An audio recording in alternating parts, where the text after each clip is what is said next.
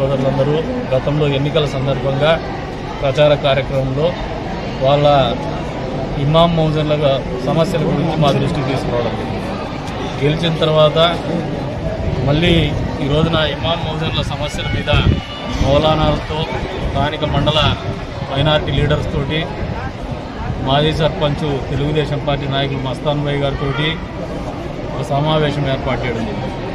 వారి సమస్యలు అంతే ఉన్నాయి. ఏవైతే గౌరవ వేతనం సకాలంలో అందడం లేదని, అదేవిధంగా కొన్ని ప్రాంతాల్లో ఈద్గా కాంపౌండ్ వాల్ లేదని, శ్మశాన వాటికలు లేవని, ఇమాం మౌజన్లకు గృహాలు లేవని, నివాస గృహాలు, వీటన్నిటికి కూడా గతంలో ఎన్నికల ముందు చంద్రబాబు నాయుడు గారు కదిరి ప్రచార కార్యక్రమంలో భాగంగా ఏదైతే మాట ఇచ్చున్నామో దాన్ని ఒక పైలట్ ప్రాజెక్ట్ కింద కదిరిలో అమలు చేస్తామన్నాము.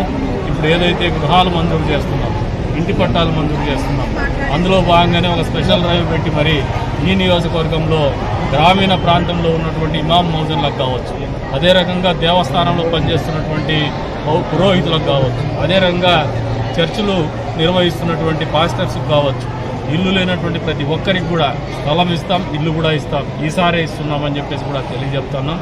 ఏదైతే గౌరవ వేతనం కూడా సకాలంలో అందడం లేదని వాళ్ళ ఆలోచన ఉందో, వాళ్ళ బాధ ఉందో అర్థం చేసుకొని ఈ వారం 10 రోజుల లోపలనే ఒక మైనార్టీ వెల్ఫేర్ ఆఫీసర్ని పిలిపించి ఒక స్పెషల్ డ్రైవ్ పెట్టి మరి దీన్ని పరిష్కారం దిశగానే మేము పోతాం. తొందరలోనే వారికి ఆ పరిష్కారం కూడా దారి చూపిస్తామని చెప్పి, పరిష్కారం చేసి చూపిస్తామని చెప్పేసి కూడా తెలియజేస్తాము.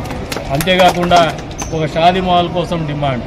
గతంలో మేము ఎన్నికల ప్రచార సమయంలో కూడా మా ఆలోచన స్పష్టంగా ఉంది. ముస్లింలు అత్యధికంగా ఉన్నటువంటి నియోజకవర్గం, ప్రతి మండలంలో కూడా ముస్లిమ్స్ ఉన్నారు.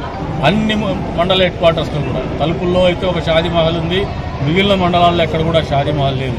పూర్తి స్థాయిలో అన్ని మండల హెడ్ క్వార్టర్స్లో కూడా షాదీ మహల్ నిర్మించిస్తాం అని చెప్పేసి కూడా వాళ్ళకు మాట ఇవ్వడం జరిగింది. వచ్చే మార్చి తర్వాత సంవత్సర కాలంలో దీన్ని పూర్తి చేసి ఇస్తామని చెప్పేసి కూడా వాళ్ళకి మాట ఇస్తా ఉన్నాం. అందులో భాగంగా వీళ్ళకు కూడా ఒకటి అప్పీల్ చేస్తాను.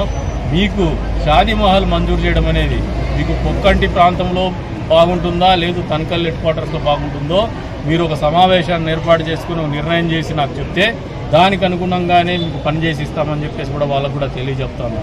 మరి చంద్రబాబు నాయుడు గారి ప్రభుత్వం ఎప్పుడు కూడా ముస్లింల పక్షపాతి. వ్యక్తిగతంగా నేను కూడా ఎప్పుడు కూడా ముస్లింలకు మంచి చేసినాను కానీ చెడ్డ చేయలేదు.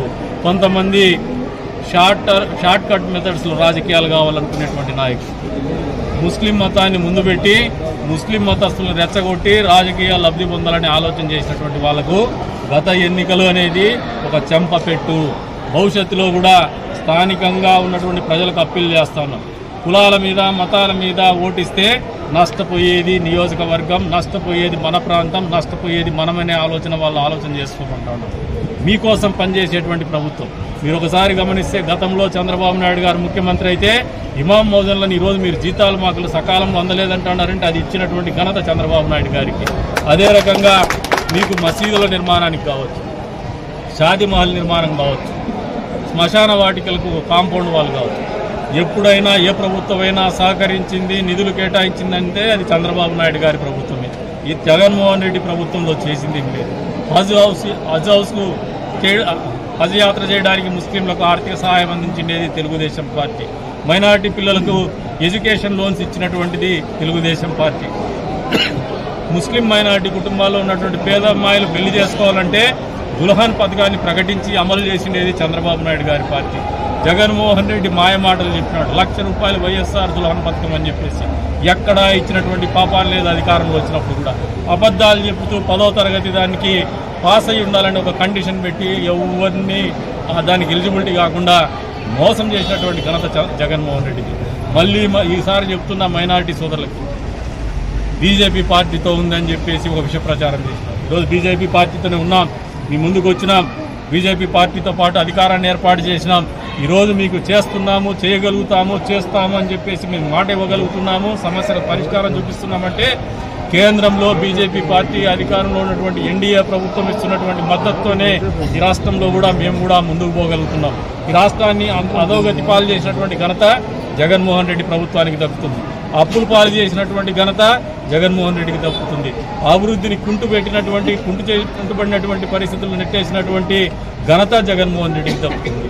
అప్పుల పాలు చేసినటువంటి ఘనత కూడా జగన్మోహన్ రెడ్డికే దక్కుతుంది. ఈరోజు అప్పుల సుడిగుండంలో ఉన్నటువంటి ఈ రాష్ట్రంలో మళ్ళీ ముస్లింల సంక్షేమం కావచ్చు, ఇతరత్ర సంక్షేమం కావచ్చు, రాష్ట్ర రాజధాని నిర్మాణం కావచ్చు, పోలవరం నిర్మాణం కావచ్చు పూర్తి కావాలంటే మళ్ళీ కేంద్ర ప్రభుత్వం సహాయ సహకారాలతో రాష్ట్ర ప్రభుత్వంలో ఉన్నటువంటి కొత్తగా పెట్టుబడుల్ని చంద్రబాబు నాయుడు గారి క్రెడిబిలిటీతో కొత్తగా పెట్టుబడులు రావడంతో ముందుకు తీసుకోగలుగుతున్నాం అనేది వాస్తవం అని చెప్పేసి కూడా ఈ సందర్భంగా తెలియజేస్తాం.